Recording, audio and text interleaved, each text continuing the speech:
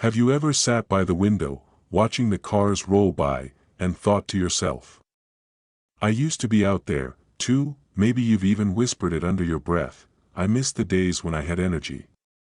When I felt alive. Well, let me tell you something that I'm 92.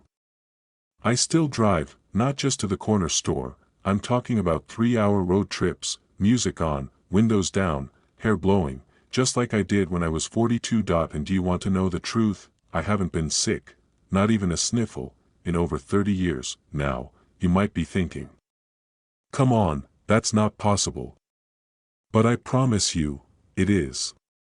And it doesn't take magic. It takes 5 simple habits I started before most people even retired, that I'm going to share them with you, right here, right now, not in a lecture. Not in fancy doctor talk.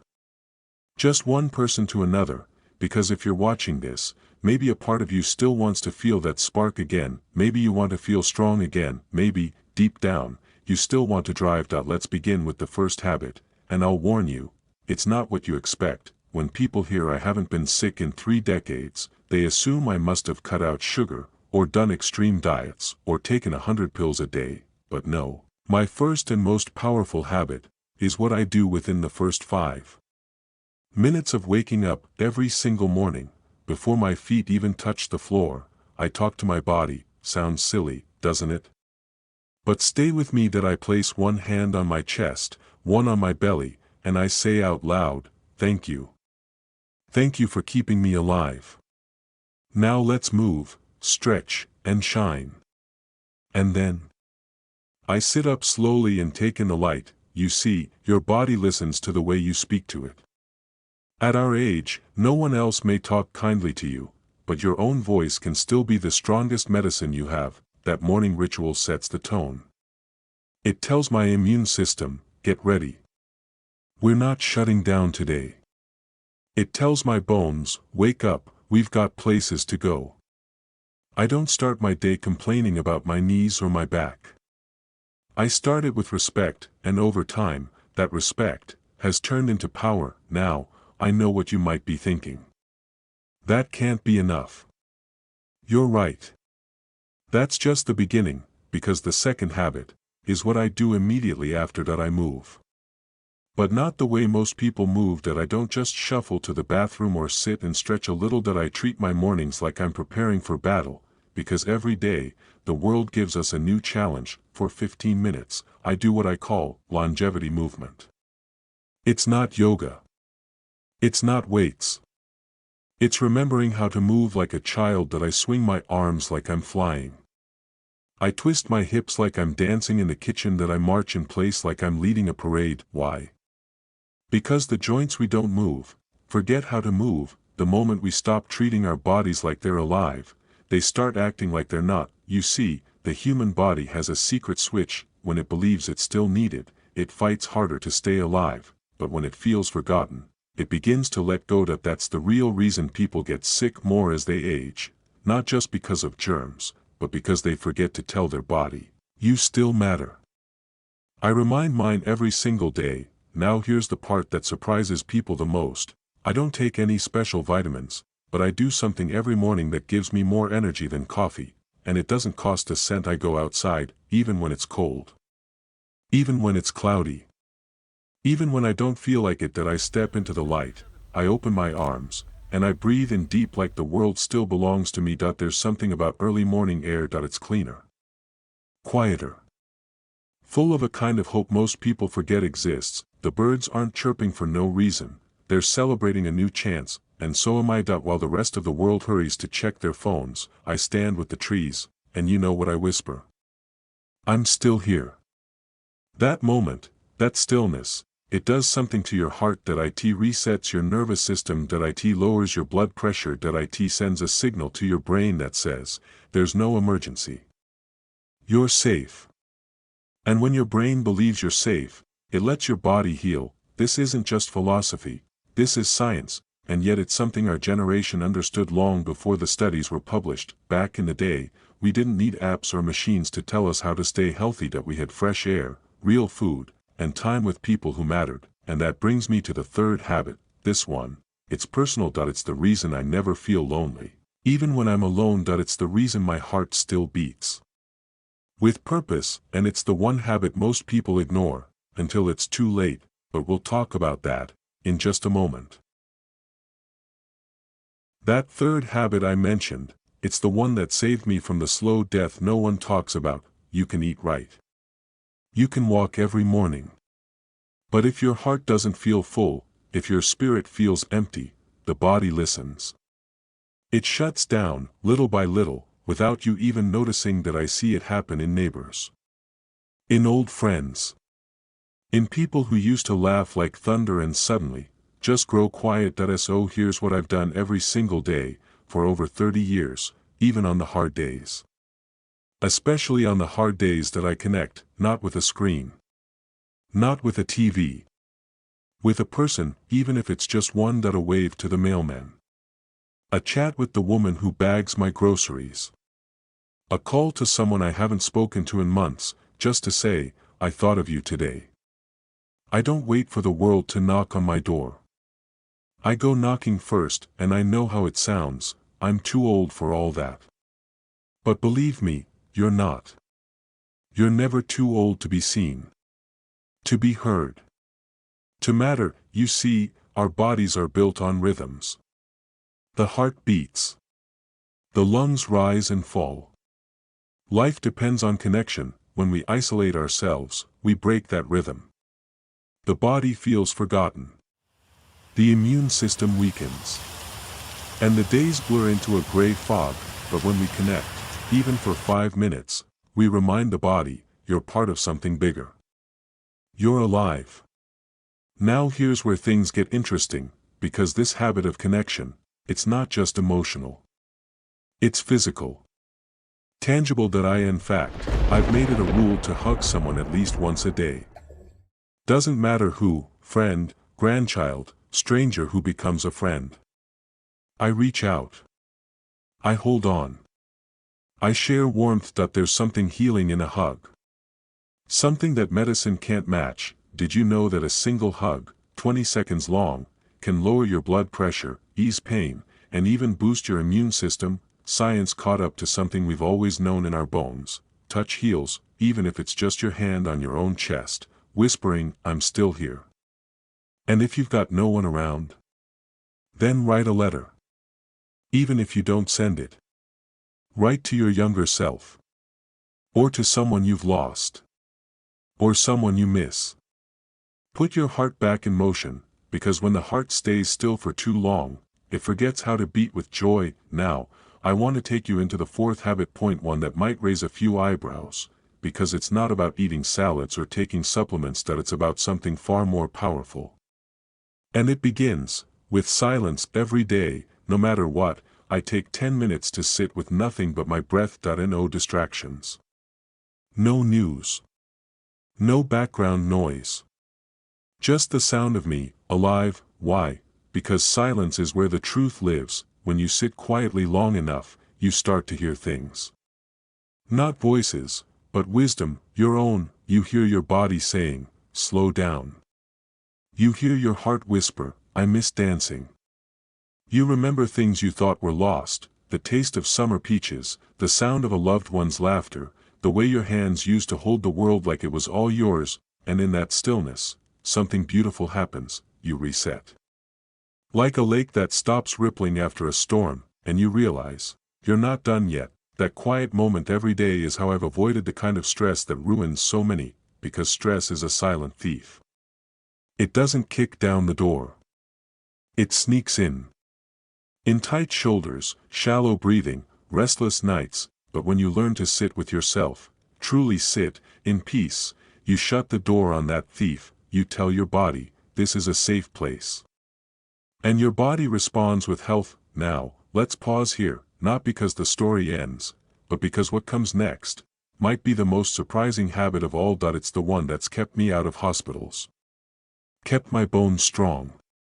Kept my mind sharp as a tack, even in my 90s, and yet, almost no one talks about it. You're probably wondering, what could possibly be left? We've talked about real food, real movement, real connection, and the power of stillness. So what's the final habit? What's the secret that's kept? Oh, she's not using this anymore. Let's turn it off. And before you know it, memory fades. Focus gets foggy. And worst of all, you stop feeling curious about life, but when you stay curious, even in small ways, your mind lights up, new connections form. Old ones stay strong. You feel younger, sharper, more you. That's why I make it a habit to try something I've never done before. It doesn't have to be dramatic. Sometimes it's as small as learning how to use a new kitchen gadget. Sometimes it's a puzzle I've never tried. Other times, it's learning how to laugh at something that used to frustrate me, because even laughter is a form of learning, the brain recognizing joy in a place where there used to be stress. And here's what's really wild, learning, especially in older age, is like giving your brain a bath. It clears out the junk. It washes away the cobwebs, and it reminds your body, we're not done living yet. Now, I know someone out there is thinking, but my memory isn't what it used to be. Let me tell you something, that I forget things too. We all do, but forgetting doesn't mean you're fading. It means you've lived long enough to collect more than the average brain can hold. That's something to be proud of. What matters is that you keep reaching, keep asking questions, keep trying something new, even if you're not good at it. Especially if you're not good at it, that's where the magic happens. Let me tell you a little story. 2 years ago, my grandson asked me if I wanted to learn how to play chess. I laughed at him. Said, my brain's too old for that. He looked me straight in the eye and said, you drove me to preschool and taught me how to count to 100. You're not too old for anything. That night, I sat down and learned how the knight moves. I lost every single game for a week straight, and then I won one. You'd think I won the lottery, but it wasn't the win that mattered. It was how I felt afterward. Alive. Sparked. Like I just discovered a new piece of myself. That's the kind of feeling that keeps you out of the doctor's office. That's what keeps your spine straight, your hands steady, and your memory clear, not just winning, but growing. So there you have it. 5 simple habits. No pills.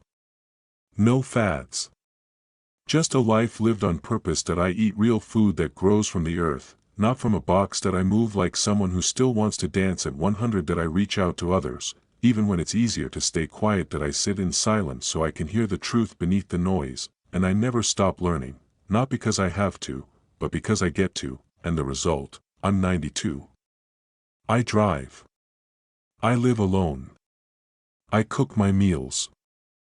I remember birthdays. I haven't taken medication in over 3 decades, and I haven't had a cold, a flu, or even a sore throat since 1995. Not because I'm special, but because I chose to live deliberately, and you can, too. It doesn't matter how many candles were on your last cake. What matters is whether you still believe there's fire left in you, and I promise you, there is. So if you've made it this far, I want to thank you, not just for watching, but for choosing yourself, because the very act of listening to this, of being curious, open, hopeful, that's health. That's healing. And if you felt even a flicker of inspiration today, I hope you'll share this with someone you love. Someone who needs a reminder that life isn't over, it's just changing shape. Leave me a comment, tell me what habit you're going to start. Or maybe share your own secret to staying young. I'd love to hear it, and if you want more videos like this, full of heart, truth, and practical ways to feel alive, hit that subscribe button and stay close. We're not here just to count the days. We're here to make every single one of them count. Here's to the spark in you, may it burn bright, no matter your age.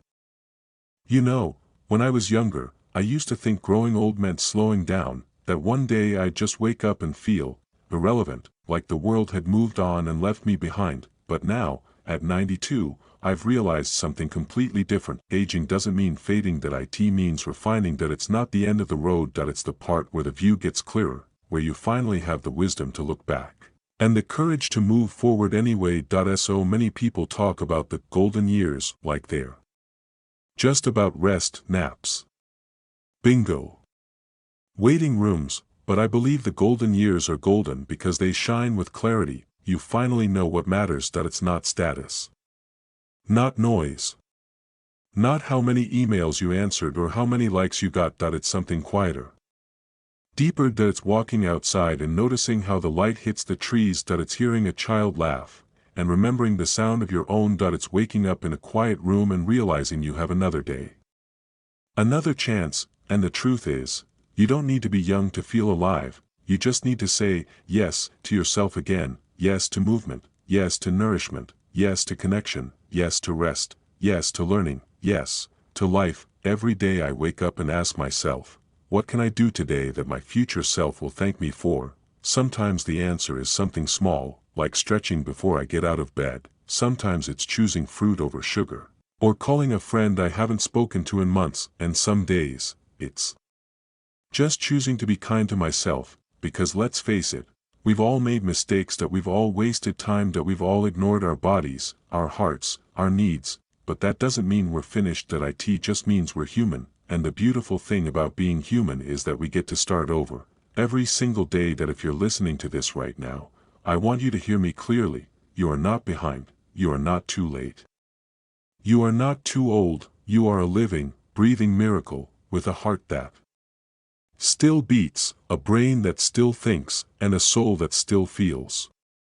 That's not nothing, that's everything. And if you feel like nobody sees you anymore, let me be the one who does. That I see your strength, that I see your story, that I see the fire that hasn't gone out, even if the world stopped looking for it. So, what now? You go take that walk, you pour a glass of water and drink it like it's the first step in a brand new chapter. You open the window, feel the air on your face, and remember that you're still here. And while you're at it, smile, because you, my friend, have made it farther than most that you've loved, lost, laughed, learned, and you're still standing. That's not something to be modest about, that's something to celebrate. So go celebrate. Start one of the 5 habits today, even just one. And watch what happens. Watch how your shoulders straighten, watch how your energy shifts, watch how life starts to whisper back, welcome.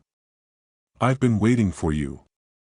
If this video touched you, even just a little, I hope you'll share it with someone who needs it. A friend, a sibling, a neighbor, maybe even your own grown-up children. Remind them that life doesn't peak at 30. It unfolds beautifully, powerfully, across every decade. And if you'd like more stories, more hope, more practical ways to feel good in your body and peaceful in your heart, make sure to subscribe. This is just the beginning, because 92 isn't the finish line. That it's just the latest chapter in a book that still has pages left. That you've got more to write, more to give, more to live. So go ahead, live it, live boldly, live kindly, live like the miracle you are, and never, ever forget, you're not done yet, not by a long shot.